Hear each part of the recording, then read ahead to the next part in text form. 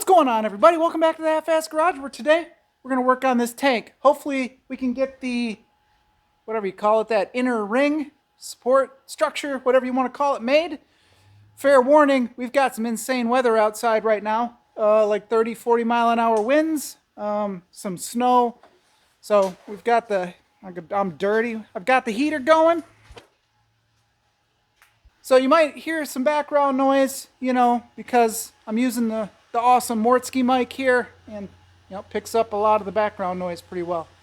So today we're going to do some milling on this piece of aluminum. So let's do it.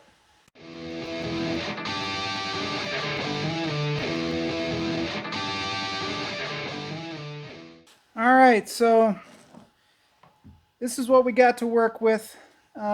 This cork gasket fits on there pretty tight. So we're going to use this as our template, and I think that we'll be all right on it. So just get this thing off. This blue tank or fuel sealant, whatever they call it, I forgot. It's in one of the other videos where I worked on this thing. It works really good. It hasn't broken down and it's still sticky. So that's pretty nice. Got this thing off. I don't remember which way it went on, so we'll take a look right quick. This one lines up really good, so I'm going to put a mark on here to show that it goes towards the sending unit, and I just know which way to lay it out. The mark will mean that it's the top towards the sending unit. Just be easier to reinstall. I still haven't made a little top for this, but 51.4, sweet. Put my markers and stuff in here. Got it pretty loaded up. There we go. Sweet. Yeah, all this stuff is staying nice in here. There we are. It doesn't look quite as bright on the camera, but quite a contrast.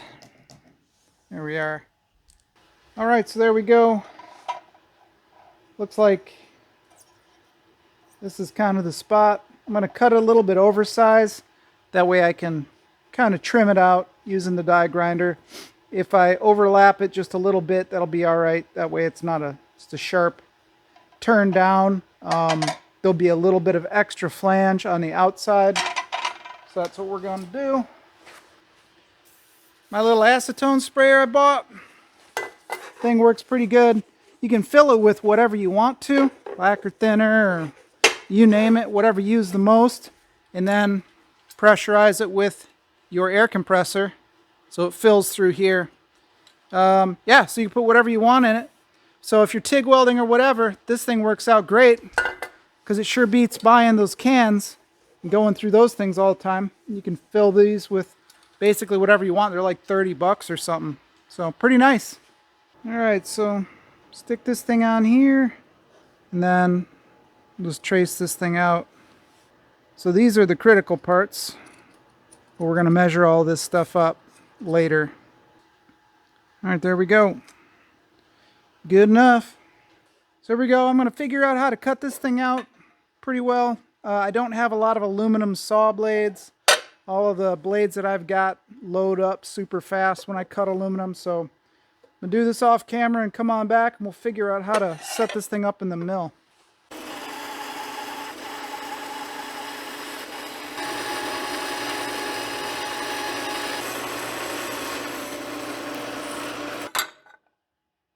I never even thought about this. Can't do that because the jaw doesn't open big enough on the vise to fit the piece in there. So no matter what I do, I can't hold it. I can make fixturing and all that stuff, but at the end of the day, it'll just be faster to hit these corners with a drill, drill press or whatever, and then just hand cut it with a Sawzall. This stuff doesn't matter. There's a lot of contouring and cleaning that'll have to be done. The only thing that matters is that these holes are the actual studs or bolt holes that we're going to tap into it. They have to be right on the money, and this has to fit, obviously our sending unit. So our fuel tank module, whatever you want to call it. So we're just going to knock this out, be done with it, move on. Boy, I'll tell you what, two guaranteed ways to stay busy whenever you want. Tell people that you know how to fix brakes and fix computers. You'll have them lined up around the block and you'll never get a moment's peace. I mean, you'll always stay busy. So that's the deal. I've got to do a brake job for a friend in here. I want to have the D150 moving forward. There's not enough room in here for me to pull in a little car or any car. So I want to be able to get this thing at least running by Saturday so that I can do brakes for a friend. So anyway, there's the setup. Old hole saw with barely any teeth on it anymore. So we're going to give it a shot. So there's the setup. This old worn out hole saw. I don't know how well this is going to do. We're going to give it a shot. All right, restart. That other hole saw just wasn't doing it. So I set everything back up and got a different saw. It's like I think the only other one I have.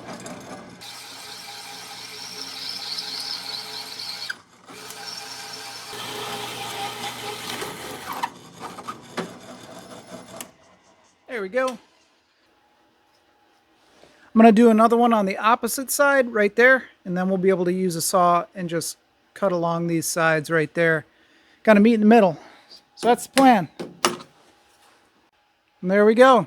It's ultra hot right now, so got to wait a little bit to move it. Finish cutting it out.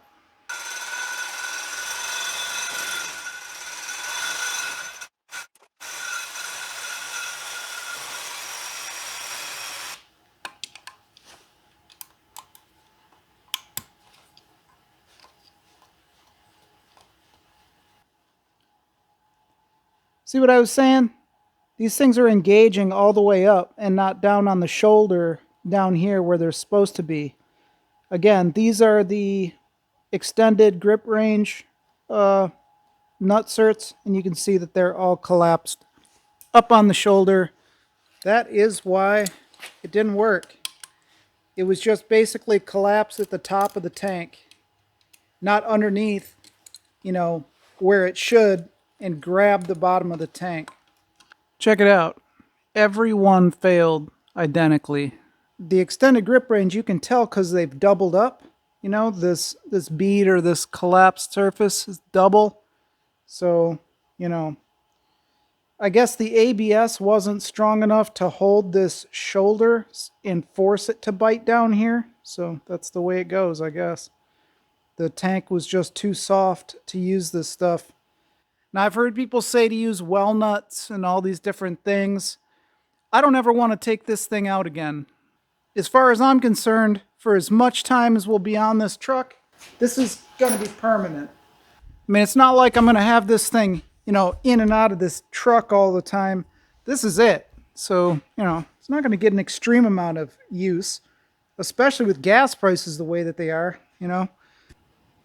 All right, well, a little bit of trimming to do, which was to be expected, but, you know, we got it rough.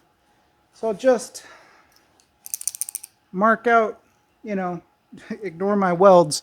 I just wanted to make sure it didn't leak. So this corner here needs to come out a little bit, right here, probably all along here, some. I'll just get the old die grinder here out. Zip it down, see how it fits after we're done. There we go. Like a glove. Yeah, this will work. Sad thing is I'm going to have to cut this, in half anyway to fit it in the tank. This has got to be flipped over, but I just need to transfer these holes onto this in one piece. And then I can cut it basically there and there so I can fit it in the tank. You know, why even own a mill, right? I mean, a file and a die grinder and 25% of the material, 18 hours, you're good. 18 hours might have been a little bit of an exaggeration, but it's done. So that's what's important. Again, like I said, I'm going to have to cut this thing kind of in half anyway, and then it would have fit in the mill. But it's got to be done first.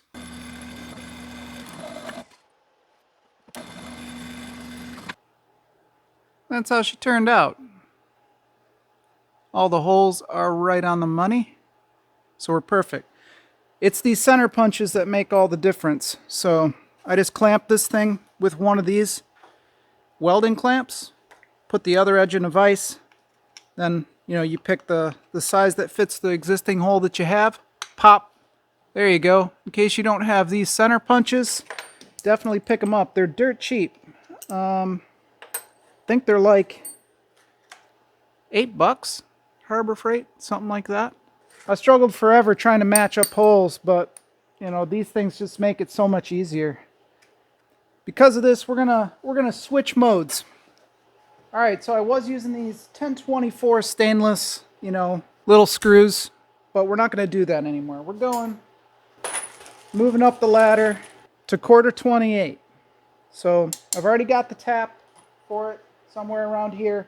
I did a test piece right there, so you can see the difference in the size of the holes.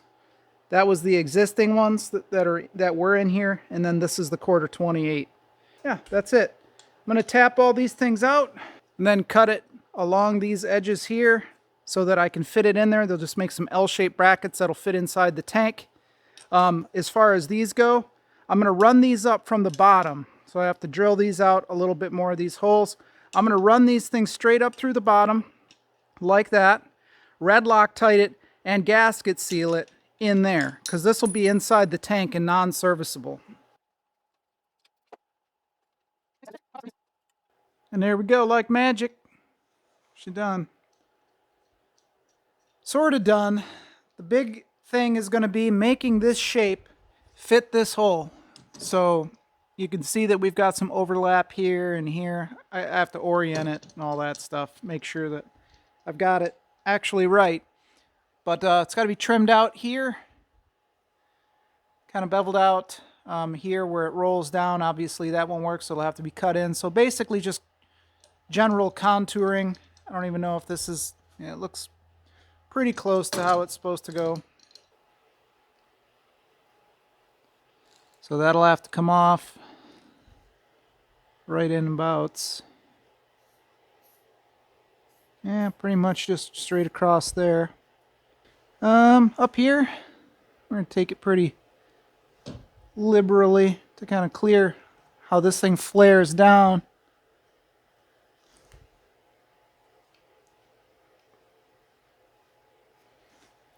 I think we should be good. All right, so these are all tapped out and everything looks pretty good, right? So what I did was I drilled a hole right through here and here. So these 1024 bolts, I shaved the head down on them. They'll be able to sit down in there, and that's almost flush with the top of the tank. The tank is 1/4 inch thick. So by doing that, I should be able to capture this inside of here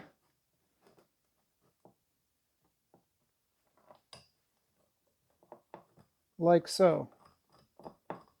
So I'll just finish screwing those things down, but the studs will be coming up. So that'll locate it. That way, if I ever have to take the unit out for whatever reason, these aren't just going to fall down in there.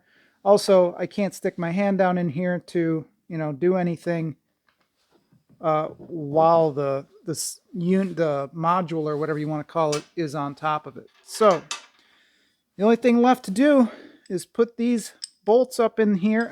I'll have to go get some more of this tacky stuff tomorrow.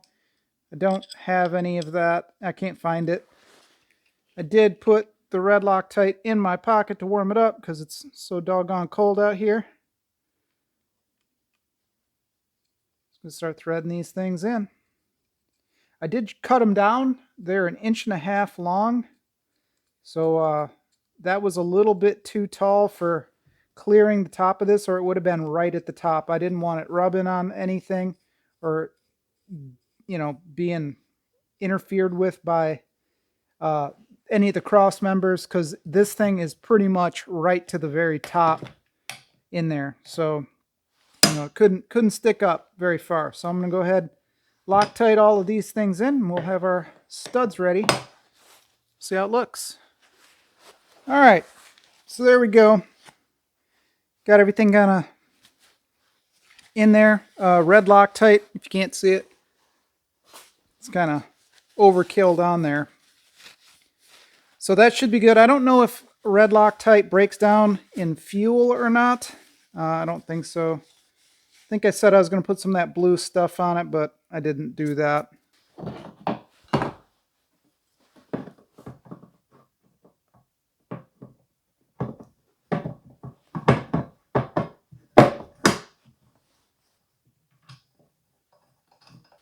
There we go. One down.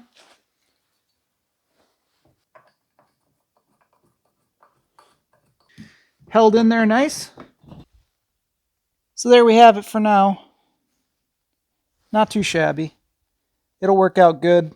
I did, like I said, I cut these down a little bit because it was going to stick up too far. They're not even close to being down as far as they need to be.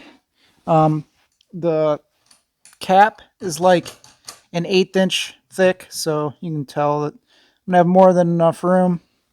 Once this gets sucked up in there, we're good. So yeah, we're solid. Got to wait till tomorrow, go get some more of this blue goo. Then we'll put it all together.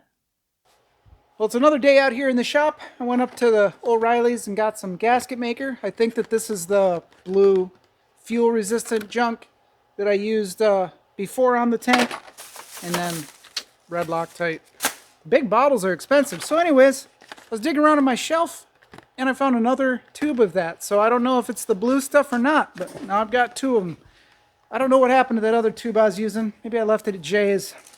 So I did a little bit. Show you. I did try to scrape a lot of this off. Just kind of get the globs out of it. We're going to open this thing up and see how it goes.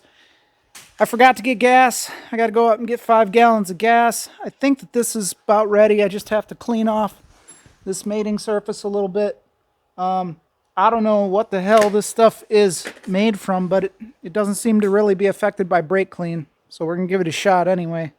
Got to clean that thing off, cut a new gasket for it. We're in business. Well, damn, I guess it's not the right stuff. This stuff is like a gray. Yeah, so this isn't the same as that blue stuff, and they didn't have that. This is the only one that I saw that said it was fuel resistant up there. So I'm going to have to dig around and kind of see what I can come up with for that. Oh man, so there it is. This is the stuff. Yeah. So I went to the local O'Reilly's where I get all my stuff usually. They didn't even carry this stuff. I couldn't remember what this tube looked like. So then I got this gray, right? Or I got this, but I couldn't tell what color it was. And the only way I could tell what that other stuff was by the blue, you know, all that blue. So I got home and looked through everything, couldn't find this. Ended up remembering that I bought it at AutoZone because, you know, O'Reilly's didn't have any fuel resistant stuff. And then I was like, all right, so I went there. They didn't have anything. So the one guy's like, oh no, this is the blue. So you need this one. This is the same stuff. I'm like, that doesn't look right. No, that's it. So I opened it in the store to make sure that he was right. And of course he wasn't, but I had to buy it anyway because I opened it, pierced the top. So anyway, I get home, call up Jay, and I was like, okay, Jay, did I leave any of that stuff there? He's like, I'll check. There it was on top of his box. So 2.5 hours later, I'm home. I got the right stuff right there. So if you need to do any of this stuff, you know what I used. And we're going to get cracking on it. So it's 8:30, 8:45 at night right now. This thing has to be done by tomorrow afternoon. So we're going to work on it as long as we have to tonight. Oh, boy, it's a lot thinner than I remember it being. One thing I did notice about this blue goo is because it doesn't dry, it kind of still flows a little bit. So I did scrape all this stuff out and it kind of oozes back. It doesn't leave like a hard crease in it. So since it flows, I'm hoping that it'll all just kind of squish itself back into whatever position it needs to be in, and then we're good. We'll add a little bit onto this gasket here. I probably should have made a new gasket, but because I don't have a ton of this, I'm going to try to use the existing goo that's on here and hope it works. I'm pretty much over trying to make it look nice. That's long gone. Alright, slobbered this crap all over there. Should be enough. I did drill these holes out just a tad bit bigger. So, where does this thing go again?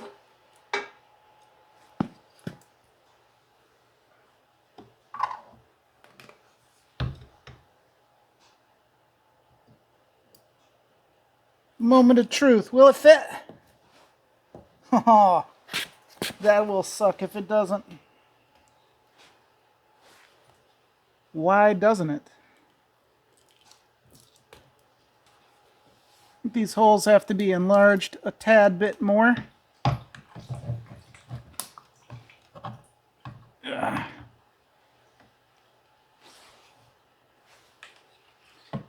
Open these up a little bit more. Man, I sure hope I didn't cut these things down too far. Looks like I did, though. Alright, well, I had to take this thing back apart. I used the longer bolts in it. Apparently, I don't know if it wasn't pulling it up far enough or whatever it was. I don't know. Yeah, but it wasn't working out. So I used the full 1.5" stainless bolts. Gonna jam nut these things down with some red Loctite or maybe more of this blue goo, and I think we'll be good to go. I'm sure, you know, 2 nuts on here is super overkill, but if you're killing it anyway, you might as well overkill it.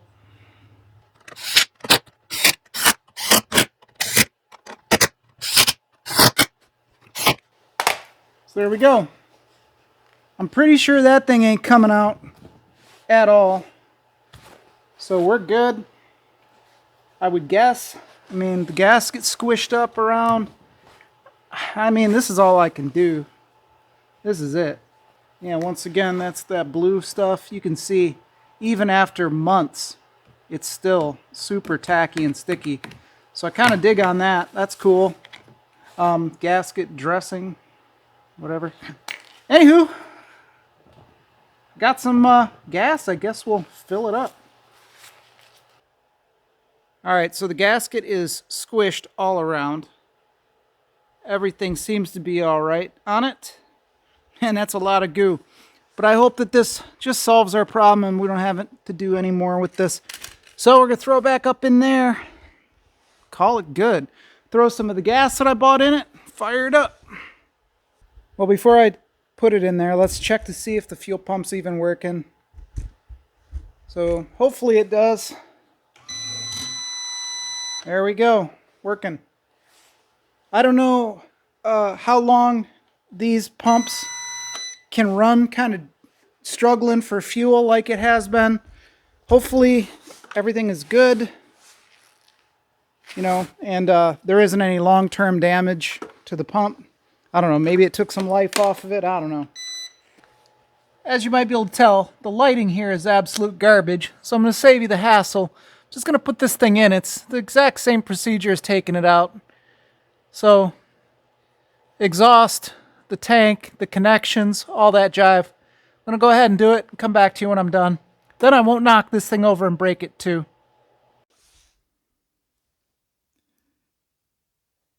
Well, here we go. Oops, another late night. But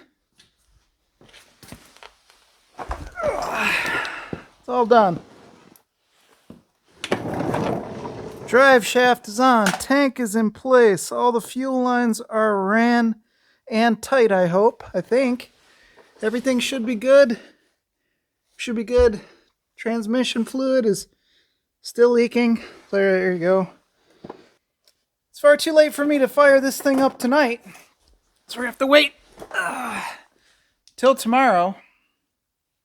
Gotta clean this up. I'm tired. Anyway, it's enough for tonight. I think that the tank will hold. Let's hope. See you tomorrow. Hear that noise? That's our generator running because once again we have no power out here. So that's pretty typical of this area. We lose power all of the time. So I have no power, but that shouldn't stop us from starting the Dodge. I think everything is done on it. I just have to clean up the mess so that I can move it out of the way or move the truck out. It's really muddy around here, so I don't know if we're going to drive it today or not because it is a sloppy mess. It's just a nightmare. It's been raining nonstop. More rain coming tomorrow, so can't do it then and have a brake job to do. So if you want to, check out one of my other videos on how I modified that generator that's right now keeping our lights on up at the house anyway, to accept a 7-gallon or 6-gallon fuel tank mod on top of it. It's super handy, so if you've got a generator that just doesn't have the fuel capacity that you need to run all night, because I'd have to stay up all night long nursing that damn 1988 generator or whatever it is, check it out. It's worth taking a look at. It's an old video, so it's different than these, but I'll put a card up or a link in the description. Check it out. And yeah, I'm going to clean up and we'll start the Dodge. Good old Puddin. Good old super clean. So let's see how she works. I don't have anywhere to attach this light in here. Yeah.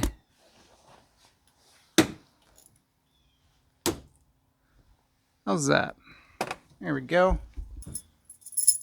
I don't think I disconnected anything else, so this thing should just work.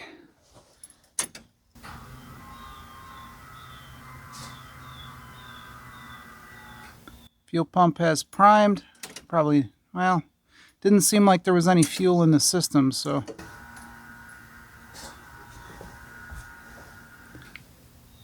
Let's give it a shot.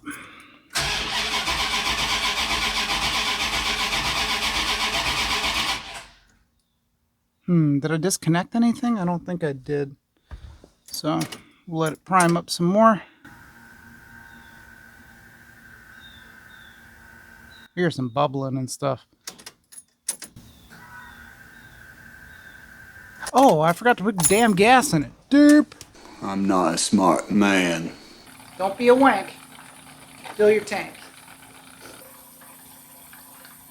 So how are y'all doing today? Let me know how you're doing in the comments. Puddin uses Get Her Done 91. This is WOT 93.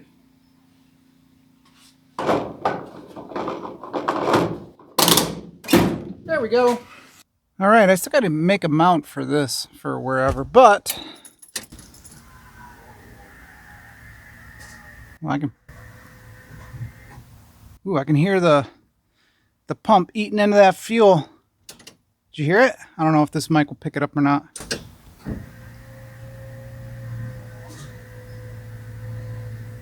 There we go. Sounds good, I guess.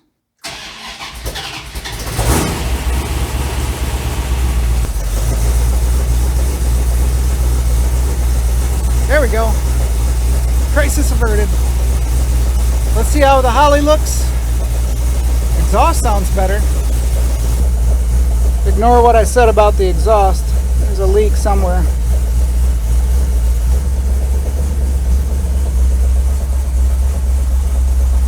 I don't know, 63 pounds of oil pressure, something like that.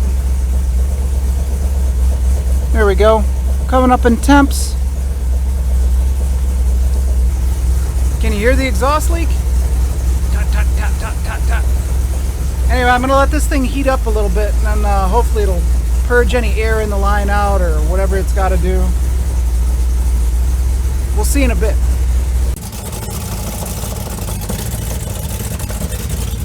I don't see any leaks. No fuel leaks. There's some water from the exhaust. The ever-present transmission leak. But I think we're good.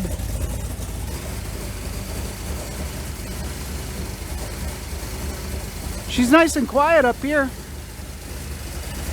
Headers aren't leaking. Everything sounds good.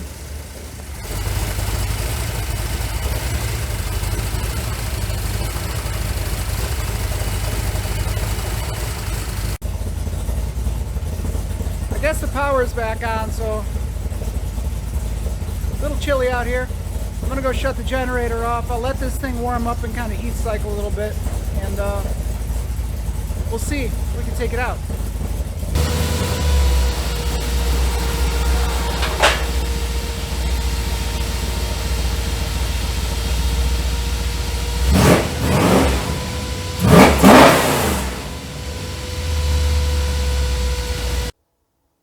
Well, the power went out again, so we're not going to go for a ride today. I need to stick around the house or whatever, you know, make sure everything's okay here. It's going to get dark in about an hour. It's going to rain the next couple of days, so it is what it is. Anyhow, we'll have to take a ride in the next video or so. But until then, I'm glad that it runs. It sounds like it's pretty good. I'm sure it's going to be fine. Hopefully the fuel tank module holds up now. Yeah, if you want to check out some other videos on the Dodge, you know, there's a playlist on my channel. You can check out some of the other videos like that generator. You know, you can follow me over on Instagram at Half-Ass Garage over there. You know, check out all that stuff. It's good. And I hope you like them. Thanks a lot for watching, and I'll catch you on the next one.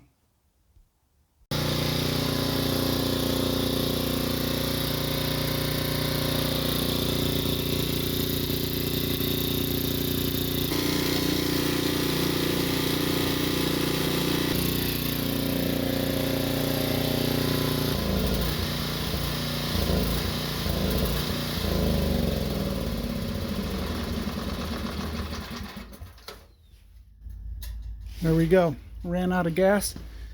So, should be good for the next time we need it. We're getting low though. Yeah, check out this video if you want to see how to do this. It's cool.